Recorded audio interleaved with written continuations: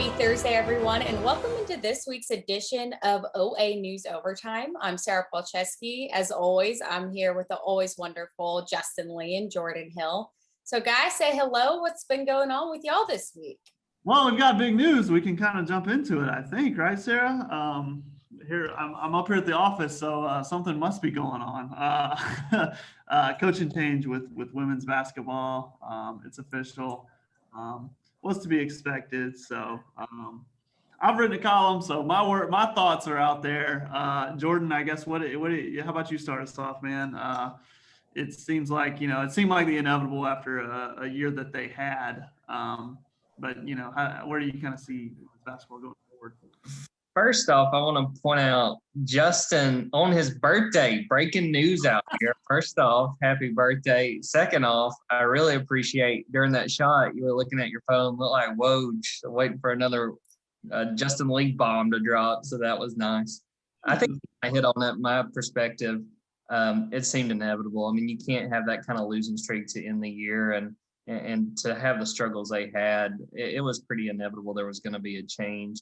And once again, sort of parallel to the football situation with Gus Malzahn, when you've got an athletic director who inherits a coach, if there's, problems or if there's struggles, there's sort of the inclination to make a change because now Alan Green can go in and go find a coach to build this women's basketball program. But, it's a shame because I think Terri had plenty of positives about her and the things that, while she was here, but, the record kind of speaks for itself and the fact there wasn't progress being made. It's such a shame because you look at, players like Unique who, played so well during her time as the head coach. But I think you kind of hit on the biggest things and now we get to cover another coaching search. That first one just wasn't fun enough for football. Let's get in on another one, man. Let's jump into this, see what happens. There's a lot to kind of digest with it. One of the things that I haven't really chewed on is, like you said, you talked about the positives with Coach Flo. I mean, honestly, the thing about her approach of making Auburn a defense first team, a press team, was probably the right move. That's something you've got to chew on and stomach a little bit. Now, of course, you debate the execution, but you may go out there and get someone to kind of take the same approach. Sarah, I want to ask Jordan a question. I want to ask Sarah a question. You ready? Okay. You were at Auburn more recently than I was. Well, how do you feel about the support for Auburn women's basketball? Do you think it's where it needs to be to compete with a South Carolina, a Mississippi State, or it's of course a Tennessee? And just what was do you think there was an investment there, or do you think it needs to be better? To be honest, when I was a student at Auburn, so I've been graduated almost 3 years now, which is kind of terrifying to think about. Nobody went to women's games. Nobody knew Auburn really had a women's basketball team. And to be honest, nobody really cared about the women's team. You would have never known, being a student there, that they had a rich history of going to the tournament and producing really good players. You would have no idea Auburn was a place that did that with women's basketball. And to be honest, I think it's definitely kept falling off the cliff, I guess you would say, just to the point where no students are really attending women's games. Nobody looks forward to going to a women's game. And like I said, to be honest, you never really actually knew Auburn had a women's basketball team. You just kind of assumed it. They just kind of existed. And you just kind of lived your life knowing like, all right, I'm going to football games and I'm going to men's basketball games, and nobody really ever wanted to go to women's games, which is a shame because I played women's basketball, and you look at these programs such as South Carolina, Mississippi State, Tennessee, and then obviously UConn, Notre Dame, and Stanford.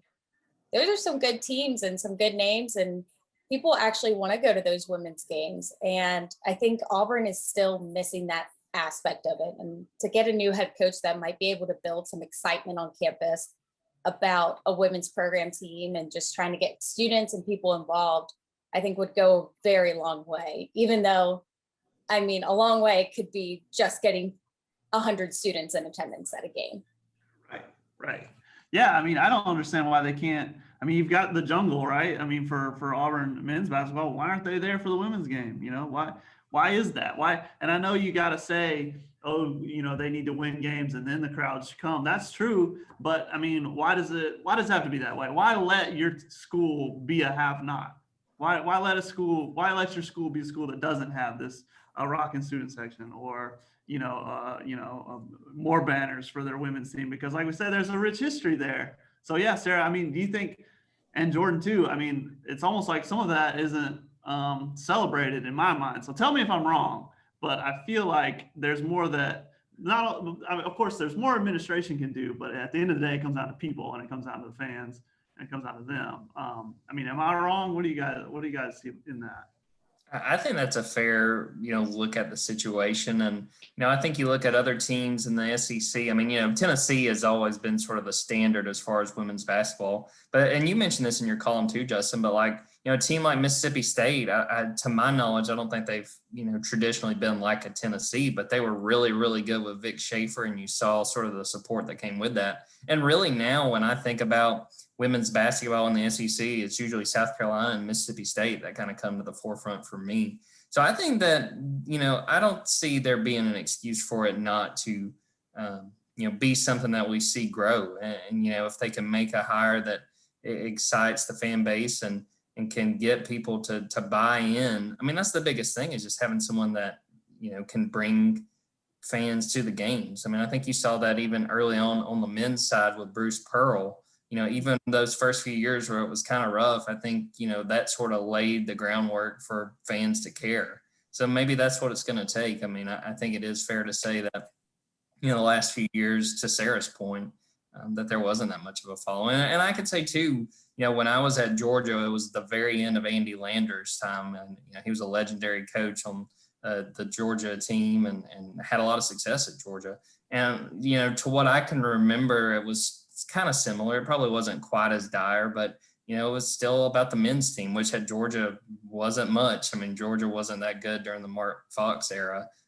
So I don't know. I mean, I think it's a fair criticism, but I think that there are ways to draw up and drum up interest in women's basketball. And I really, really hope to see that happen, because, great players like Unique Thompson should be playing in front of a lot of fans. And obviously you got to set COVID aside, because, that was the problem before the COVID thing. Auburn has, really passionate fans, but you need to see more of that when the women's team's playing. The only thing I'm going to add and say onto that is, when I played basketball in high school, I think a lot of our girls' games had more fans attend than some of the Auburn women's games, which is saying something. And I went to a small Catholic school. Yeah, we had a rich history of women's basketball winning state titles, but if there was a big game, our stands would be packed supporting the girls' team. And yeah, just there might have been more fans at those games than at Auburn women's games. So there's definitely a lot of room to grow there. What would it take for Auburn to recruit you, Sarah P? Tell us, lay it on us. What would it take? A recruiting trip. What do you need to see? I think honestly, like, there's not much you need to see. It's a D1 offer. That would have been it for me. It's like, okay, I have a Division I offer down to play in the SEC. That's great. That's awesome. Pretend. You're supposed to pretend you're better.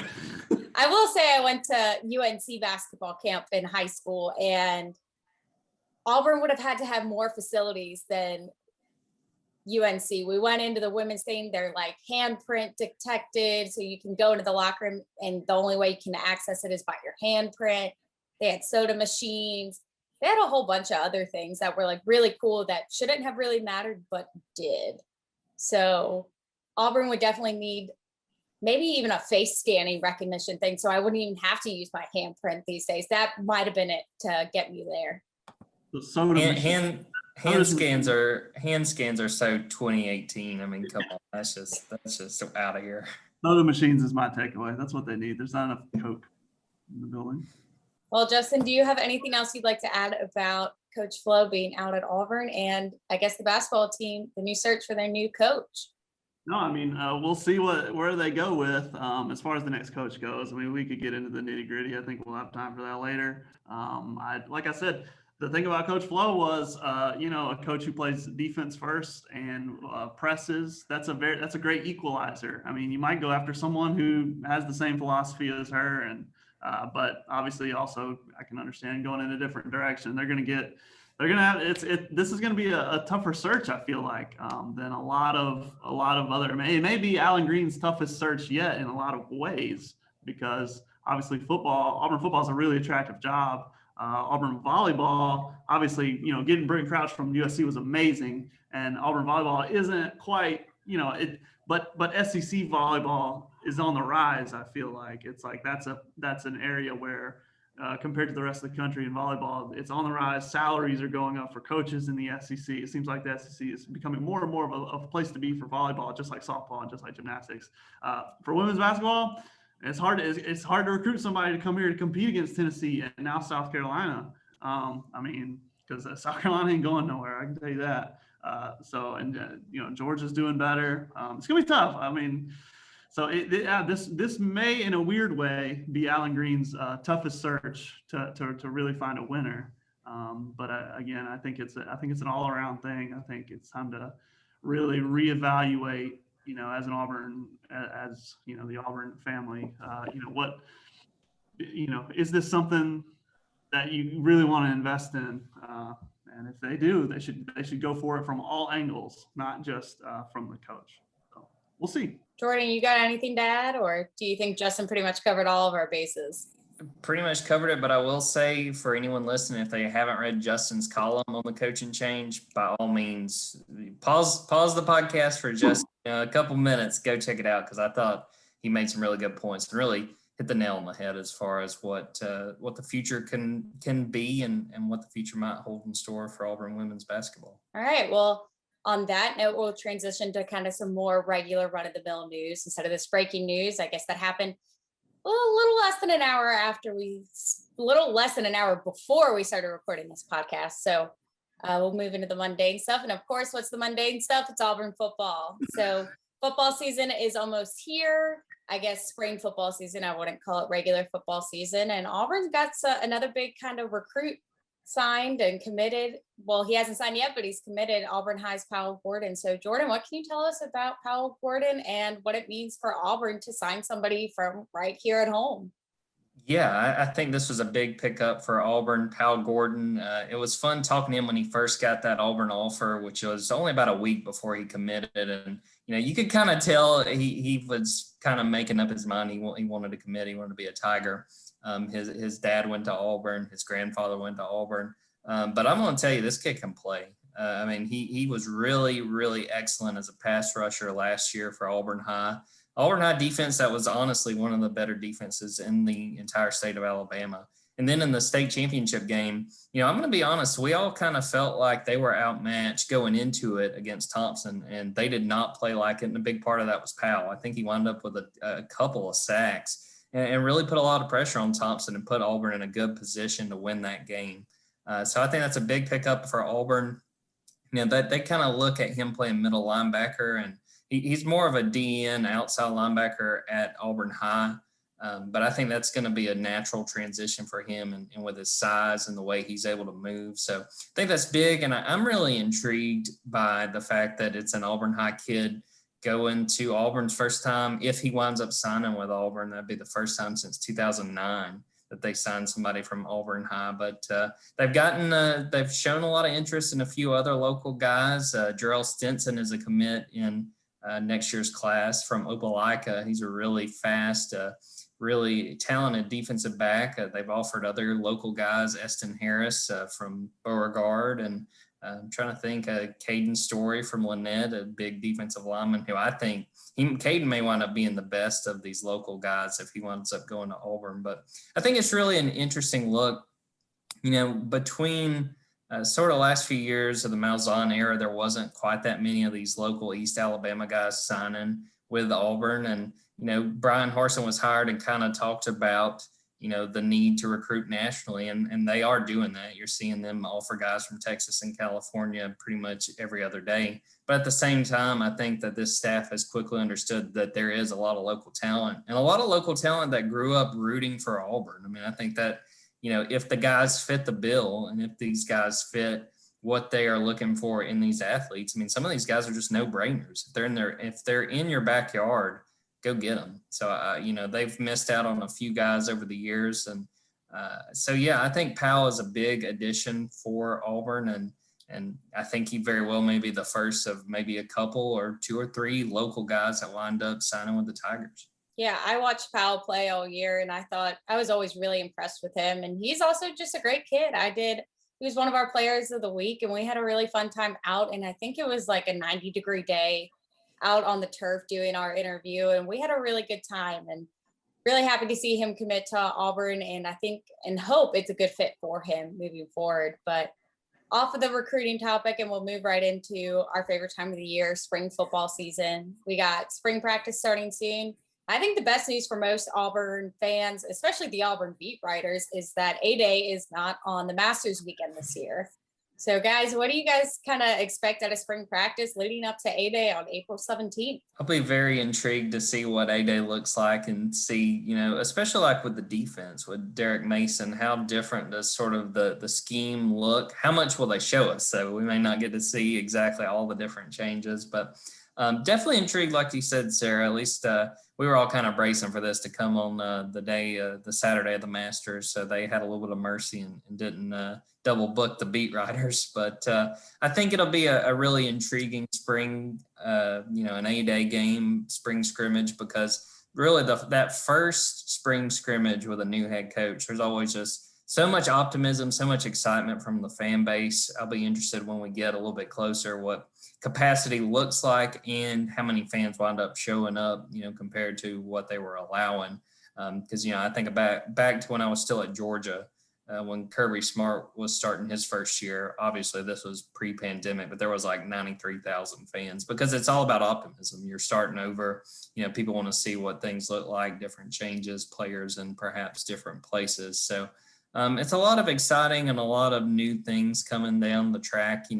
At this point, we're all just kind of guessing. I've seen several beat writers are already starting with, looking at different positions and it's a lot of guesses. It's a lot of, sort of feels from what little we've talked to Brian Harsin and thoughts on what might be coming. But that A-Day scrimmage will really be our first sort of test of what the football team may look like and what the spring, how the spring has come together and what the fall might look like a few months from now. We're hardly even sure what defense Terry Mason's going to run, and where he's going to put guys in that defense. So, yeah, we'll glean a little bit more of that through spring, where they're not going to hardly give us any access, if any at all, because of COVID for practice. But then obviously you get to A-Day, everybody gets to see that. So we'll get at least a picture of what it's supposed to look like with Mason and with Bobo. So yeah, I don't know. We'll see. It's like you said, it's always a new coach spring it's all new, it's all exciting, it's all everyone's undefeated and hasn't lost yet. So we'll see what steps forward they can take and how different. I'll be interested at just how different things look at A-Day, and if there really is a different feel in the air. So it's kind of like a first test. It's your first game before your first game. And I think you hitting on Bobo there. When I really think about it, the two position groups I think I'm most interested in seeing in that scrimmage, which again, there's probably only so much we can glean from it, is running backs and receivers. Just because we knew running back depth was such a concern coming in with Harsin taking over, and also the receivers. They lost their top 3 receivers from last year. That's a big concern, and you can see guys maybe take this as a chance to break out if they have a big scrimmage. And again, it only means so much, but if we see someone just completely dominate or really put in a good performance, that really may set the standard and sort of set them up for success through the summer, getting ready for September. And I think something interesting you mentioned there, Jordan, was the capacity limits of COVID at this A-Day game. I can remember being a student at Auburn, and A-Day wasn't really well attended. It was averagely attended, and it didn't help that it usually rained on A-Day. It was always a big rainstorm, so of course there wouldn't be very many fans because nobody wanted to sit out in the rain to watch a scrimmage. But building off of that, the fall could look very different. Georgia and Alabama have already said they're going to have full stadiums in the fall. At least that's what they're planning on. Do y'all think that's feasible at Auburn, since those massive universities with maybe even bigger fan bases planning to have, I guess, a normal fall? Well, look, ask a doctor, not us, but I mean, there are models out there. There are projections from like the New York Times that have this graph going down to 0 in July. I mean, it could be possible that we could get toward a very normal fall. I'm hopeful for it. That's all I want. If it, obviously, if it were up to me, we'd all go in lockdown until September, or August, because I just want the kids to have a normal fall. I hate it that college students and high school students alike had such a weird year this past year. But that's me being selfish and who I care about, the kids. So hopefully it could happen. But yeah, I mean, there are models out there. There are projections out there that if we can get this shot in people's arms, that thing's going to go all the way down by July. And Sarah, like here at AMC, it went down to 10, right? 10 hospitalized for COVID-19. Yeah, 10 hospitalized this week, and we'll find out the new numbers today of what it looks like if it went back up or went down even more. But it's like the lowest they've been since March of 2020. So that was a big milestone for the local hospital system to reach. It went up to like 90 after the holidays, right? Yeah, it was up to 92 in January and started to go back down, and then just started plummeting back down in February, which is all really good. But then you got to play that game where, I know we're not scientists, but then you got to play that game and look at the numbers and say, well, the hospitalizations went down, but your death toll rose a significant amount in February. So positives and negatives to both. Yeah. And it's all relative because we say 90 and 10, but I think, EMC one time said that 40 was a bad number, right? And then it went all the way up to 90. So, I mean, and obviously 1 is a bad number. So, yeah, but all I care about is that the graph is going down, and the graph needs to stay going down. And hopefully maybe it's possible. Maybe we can get through this thing. Yeah, I'm certainly hoping for a full stadium. This fall, college football isn't quite without all the fanfare, and last year was definitely missed, and hopefully this year they can get it back. But before we move on to our next Auburn sports topic, I kind of want to throw in a little bit. Gus Malzahn seems to be poaching most of the former Auburn coaching staff and former Auburn players. We just got word that Big Cat Bryant is headed there too. So what do you guys kind of see with Gus Malzahn building UCF as kind of maybe a baby Auburn of sorts? Satellite campus for Auburn down there in Orlando. I mean, that sounds pretty appealing. I think it makes a lot of sense, especially with some of those guys. I think really Mark Anthony Richards, that's the guy that stands out to me. That's like that really may pay off for him, given, he showed flashes last year. He was limited at the beginning due to a knee injury, and then, he really kind of came on in that Alabama game and gave some good looks. And you thought, well, maybe this is going to be a guy that can kind of work in tandem with Tank and even with Sean Shivers. But, he decided to leave. He reunites with Gus down there. So intrigued by that, intrigued by Big Cat going down there. And, there were rumors that he was going to wind up at Oklahoma and was really going to add some depth out there. But I think with him going to UCF, that gives him more of a chance to play. I'll be really interested to see what it looks like. And then, with the coaches that Gus has hired, some of the guys he's brought in, some of the former players that have joined his staff. That's always good to see, especially, guys that are really getting their foothold into coaching. This is an opportunity for some of those guys. And, again, we talked about this when Gus was hired as the head coach at UCF. That's a really good job. I mean, that's probably the best AAC job, or right there with Cincinnati and maybe a couple of those other ones. That's a grand opportunity for some of these guys to prove themselves. And now they get to prove themselves alongside a head coach that they know well. Again, some of them have played for. I think it's a great situation for those guys. And we may not call it Auburn's satellite campus, but it's certainly helped a lot of those former guys that we've seen around the football program, and could lead to some even bigger things for some of those guys going down the line.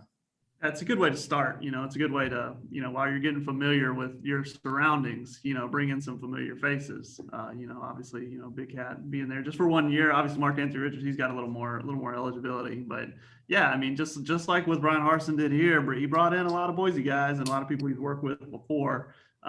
It's a good way to get started. And obviously, things, he may be more entrenched in the Orlando area by year 3. But to begin with, you try to blend a little bit of what with a little bit of what they know down there, and try to make it a smooth transition. So you see what he's doing, you see the strategy. So I think it's a smart move. Definitely, I wouldn't mind going to Orlando myself. I mean, Disney World and all that down there. Seems like a pretty great spot if you're telling me, but I guess let's move on to one of our favorite Auburn sports to talk about right now, which is sadly about to come to a close this weekend. Their season's headed to an end against Mississippi State on Saturday with Auburn men's basketball. So let's just get the elephant out of the room. Yes, Auburn got swept by Alabama this year in basketball, something Auburn fans are cringing about, with a 12-point loss at Alabama on Tuesday. And of course, they didn't have Sharife Cooper playing with them. So what did you guys kind of see out of that team on Tuesday on the road without their leader on offense? Yeah, I mean, you said it's offense. Offense was the problem. They did what they could defensively. I mean, so Alabama scored 94 against Auburn the first time. It was a 94-90 shootout in Auburn Arena. And this time Auburn held Alabama to 70 points. I mean, which was a success on the defensive end. But on the offensive end, there were too many turnovers. Just like you'd expect without Sharife, you don't have a point guard. Against Tennessee, they managed somehow to hold on to the ball, make smart choices, shorten the game a little bit. But when you're on the road, things are a lot harder, and they turned it over literally a season high. So obviously maybe there's something in scout that Alabama found that Tennessee wasn't doing that they did defensively. So I think the blueprint is out now on how to beat them without Sharife. Just as soon as you were adjusting to how to play them with Sharife. So yeah, tough loss. I mean, losing to your rivals, like Bruce said, they're not happy. That's not where you want to be, and you certainly don't want to get swept. So that's a tough loss. Obviously, you're missing two of your guards, so it's difficult. But you just try to take it as a learning experience, I suppose. I want to just say congratulations to Sara for that transition with the elephant in the room. I mean, I figured Justin might get up and leave when she pulled that one off, but just head on, with that Alabama game, just too many turnovers. I think, they had 12 or 13 against Tennessee, and they matched that early in the first half against Alabama. And to their credit, they still were kind of hanging around. In that second half, they cut Alabama's lead to maybe about 6. And you thought, we might have some interesting last few minutes. And then Alabama kind of took the game back over. But, I know that Auburn fans didn't like to see that, and obviously don't want to get swept by Alabama, and obviously don't want to see Alabama as the top team in the SEC in another sport, but that's sort of the nature of what this season's been. Alabama's been good. Auburn right now is playing without their best player. And, I thought they gave a pretty good effort, but, at the end of the day, offense didn't come through. The defense held its own and did a better job of limiting Alabama. But when you have that many turnovers and throw away that many possessions, it's going to wind up biting you. And it did against a really good Alabama team. Well, we have one more game left to see what this Auburn team can do. And we don't know if Sharife Cooper is going to play on Saturday against Mississippi State or not. But regardless, what are your all's thoughts if we even see Sharife, if he does play, if he doesn't play, regardless, does he come back next year? Is there any chance of a window where Sharife Cooper comes back to play with what might arguably be one of Bruce Pearl's best Auburn teams? My guess is that he does not, but I think what it's going to come down to is, we sort of talked about this on past episodes, is what they find about his draft stock. If they think that he's going to be a lower first-round pick, he probably comes back. But if they consider he'll be around, the edge at least of the lottery, top 14 picks, then he's going to go. So, I think as far as this year, I would be surprised if he goes on Saturday. Just what Bruce said after the Alabama game, he said that Sharife wasn't close to being able to go play, even though there's a little bit of talk beforehand that was like, oh, Sharife's out there, they're pulling him.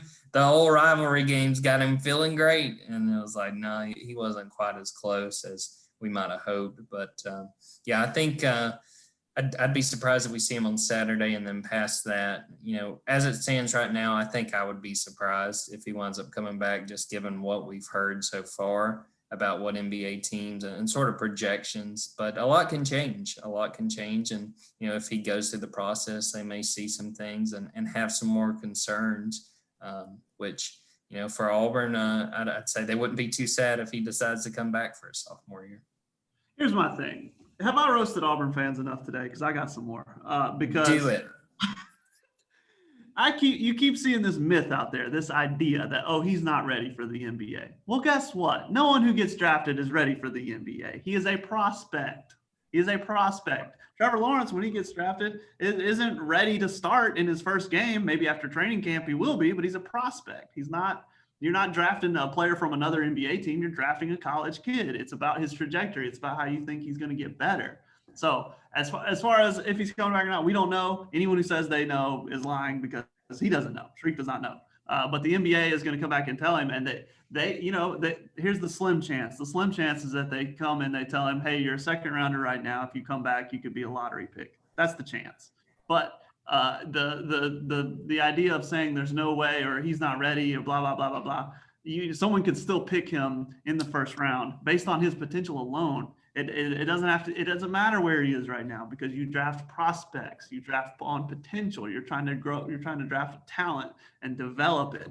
So, set all that aside and just know that we're not going to know. It's going to depend on what the NBA tells him. But thankfully for Sharife, for his own good, the process has never been more player friendly as far as you can enter, you can test all the waters, and then at the very end, you can pull your name back out and still come back to college. So in that way, just, I guess as an Auburn fan, be glad that he's going to get as much information as any player has ever gotten, as this process gets better, more and more player friendly. So we'll see. But again, I think that's something people need to keep in mind, that you draft on potential, not on whether he's ready or not. It doesn't matter.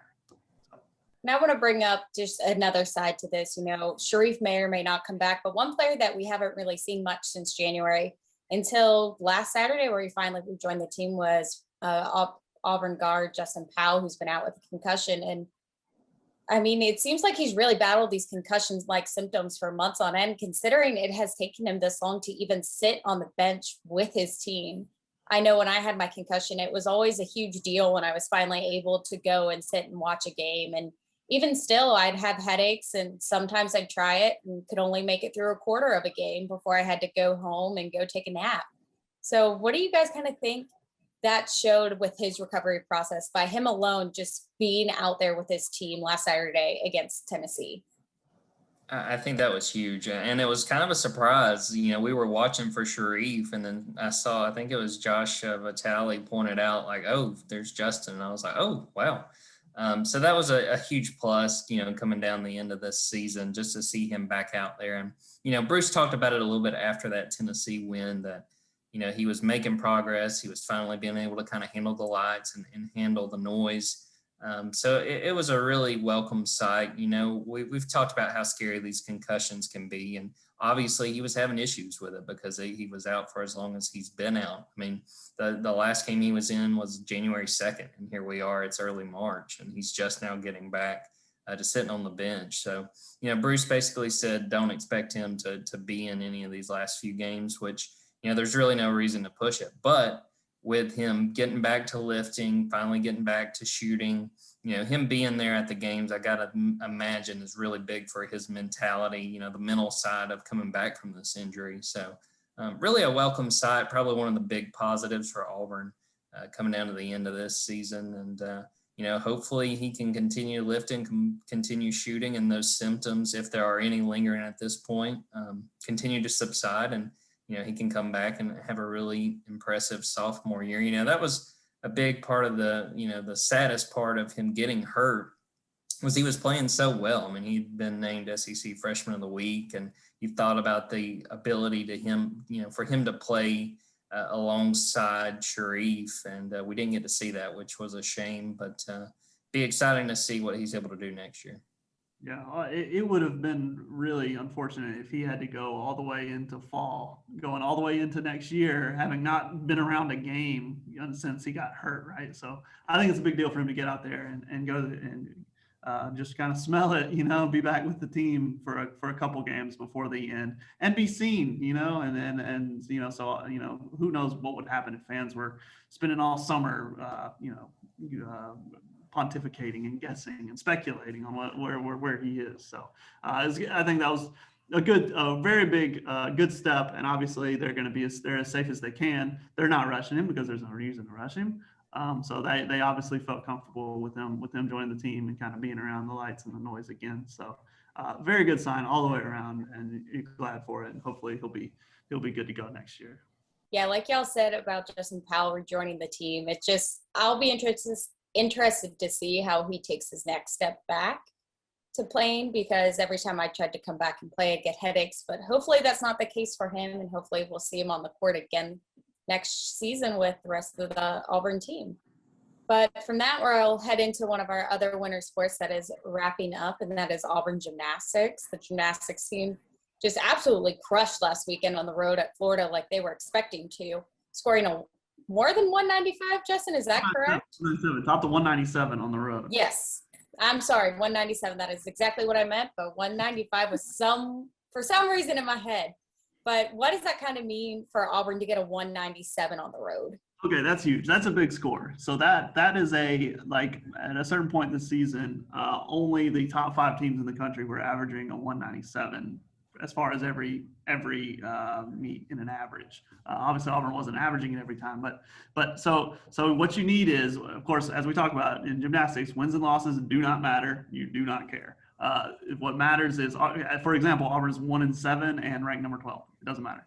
So what you need is, for postseason, you need 2 good road scores and 2 good home scores. The home scores are typically better because you have home equipment. You're used to that equipment because, I mean, the equipment, the vault, I mean, the spring, everything's you're in a sport of millimeters here. So the equipment's a big deal. So everyone performs better at home. I didn't even know that Auburn had hit 197 twice at home, which is a good score. I didn't even know they were capable of hitting it on the road. They had been in the 195s, 196, and in gymnastics, 1 point is huge. That's what you would say it as 10 tenths, because that's how, a tenth is more like a point, really. To go there to Florida, they thought they had an opportunity because, like we talked about, I think we talked about it here on the show, because Florida's number 1. You go there, you think you're gonna be an electric environment. Everyone's going to be sticking, everyone's going to be pushing each other, and the judges are going to, judges are going to be used to scoring high, so that maybe they'll keep scoring a little high when you go. So what they were able to do was compare themselves straight up with Florida, and so Florida was doing this amazing stuff, and then Auburn was able to show, hey, we're not that far behind Florida. So they got a good score, and that was drama. It was crazy. I'm gonna write a story about Cassie Stevens next. It was about as dramatic as you could get, because she had a fall early in one event in bars, and then they pulled her from vault because she was still in her head a little bit and like tweaked her foot, but then she bounced back on floor. And then this is about the closest thing you can get to defense in gymnastics. When she was performing beam at the very end of the meet, at the very, very end, Florida's Trinity Thomas got a 10 on floor. So as obviously both teams are doing stuff at different times. Her score came in as Cassie is on this tiny thin beam trying to balance. The arena erupts, and it could have been a major distraction, but she ended up pulling off her routine, and that actually pushed them over the 197, which is it was pretty dramatic, a dramatic end of the meet. So now they have two good home scores and 1 good road score, and 1 fair. They have a 196 one fair road score. So this week at home, I think they'll just be solidifying. If they top their home scores, it won't be by a lot. So their next real big move for postseason is SEC championships, where they can drop that low road score. So anyway, all that to say, they're meeting Arkansas. You're trying to peak at the right time, and Arkansas is a program on the rise with Jordan Weber as their coach, which is pretty crazy. I got to do a Zoom interview with an Olympian this week. That was weird. I remember watching her at the 2012 Olympics. So that's just kind of, there's a story up now if you want to read it. It's just kind of a testament of where SEC gymnastics is right now. All these teams are ranked high. All of them are gonna go to the regionals in the postseason. So one last home meet for Auburn. It's just a matter of, like I said, you're not quite, they could chase the score, and obviously if you get a 197, you're happy about it, but they're not going to bump up their postseason standing very much. So maybe they'll try some different things if they wanted to, but mostly this is just about making sure you're peaking at the right time and you're doing all the right things going into the SEC championships. SEC championships are March 20th, and then the regionals are in April after that. So there you go. There's the gymnastics soapbox for this week. And I just want to chime in real quick that I'm the one who told Justin Lee that Jordan Weaver was the head coach of Arkansas. I was a pretty big Jordan Weaver fan when I was, I guess, in my teenage years. I had a Weaver Fever shirt and absolutely loved her and was totally crushed when she didn't make the all-around I remember that. finals in the Olympics, and her two other teammates, Gabby Douglas and Allie Raceman, qualified ahead of her. But so is life. It's going to be really kind of a fun moment for me to be able to be at that meet and see her in person, because I always thought she was a pretty cool person. She didn't make all around, but she still went with the team and helped the team win gold. I remember that. That was pretty dramatic. Yeah, and speaking of Olympians, Auburn's got another Olympian. Well, we assume an Olympian on the way coming next year in gymnastics as well. And Justin has tweeted a lot of her crazy bar routines. So, Justin, I just want you to chime in on this only because it is even something crazier to look forward to next year in gymnastics. That's my cousin Sunisa. No, we are not related. Her name is Sunisa Lee. My name is Justin Lee. She's tearing it up right now, and she is signed for the class of 2021-2022, so fall semester. So I mean that's if obviously anything can change, but that's something to really look forward to. I mean, think about it. This next meet, you've got an Olympian and Jordan Weaver coaching. Next meet for Auburn at home next year, they might have an Olympian performing, flipping around up there on bars. So that's, again, this is the trajectory of the conference. This is where the conference is going, and we can kind of tie this back to women's basketball and everything else.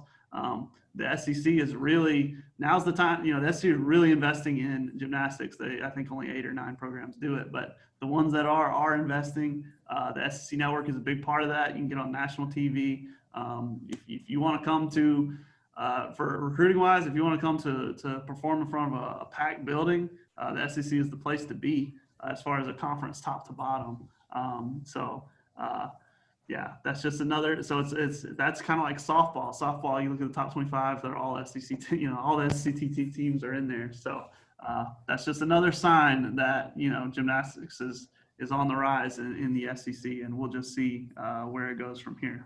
And Justin, you mentioned softball, so that's what I want to kind of get y'all to talk about next. Auburn had another good 5-0 sweep last weekend, and freshman Maddie Penta threw her second no-hitter of the early season, which I would say is a pretty big deal, especially being a freshman. And of course, the Tigers have another multi-game series starting this weekend at home. So what are y'all's thoughts on the beginning of Auburn softball this season? Troy's low-key good, I think. So Troy will be a good test. I think Troy's good. So we'll see. So far, South Carolina was their first big real test. So maybe Troy will push them back a little bit too, and we'll see. But obviously, they're trying to play as many teams as they can. But man, dude, SEC is coming up March 12th. I didn't even notice that. So Alabama rivalry series to start with. So next week. Wow. So SEC's coming up. This will be your last weekend for them to kind of fine tune things. I think Southern Miss and Southeast Louisiana are probably all right, but Troy's probably, I would think, is your real chance to sharpen up a little bit here before Alabama. Yeah, shout out to Maddie Penta for the way she played. I mean, she almost threw a perfect game. I mean, she was right on the cusp of a perfect game, still really early in her college career. So, yeah, Justin, I think you've hit the nail on the head. I think that a Troy game will probably be pretty interesting, and then we're going to turn around, and then the softball team's going to be playing the games that really matter.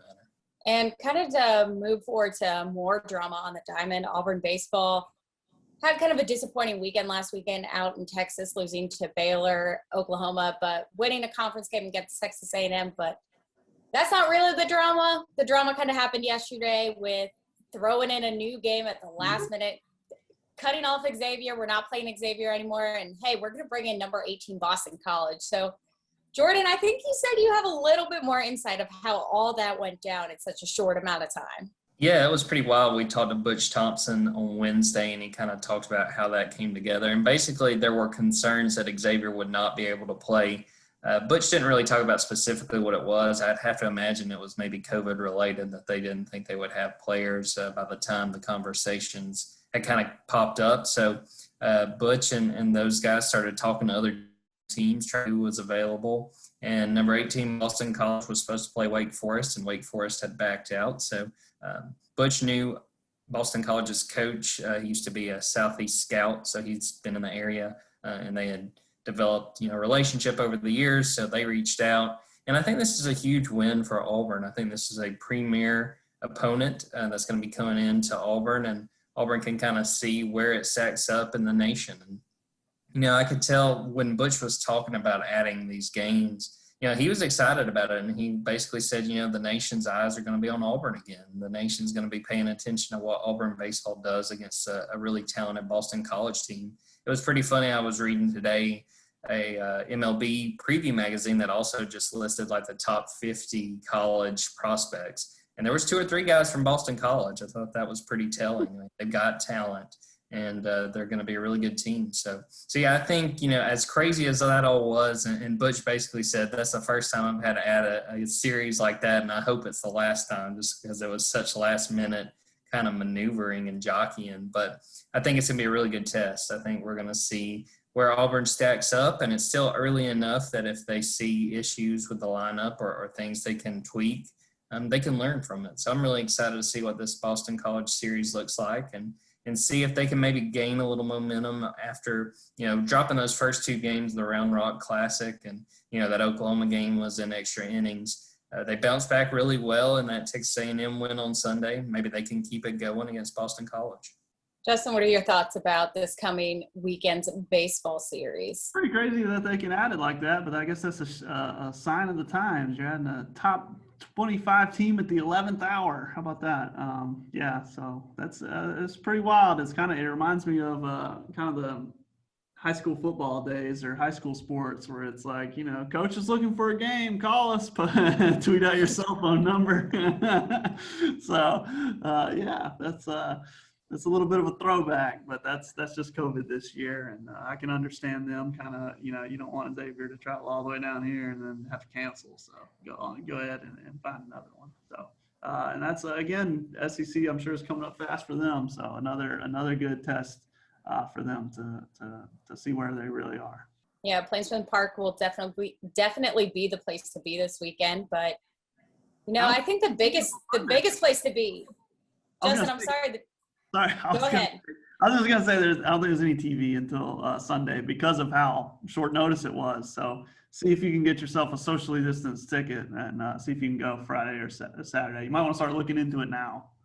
Absolutely, but I was going to say the real place to be, especially tonight, is going to be with Justin Lee celebrating his birthday. So, What? Justin, what would you say is your favorite birthday party or birthday memory?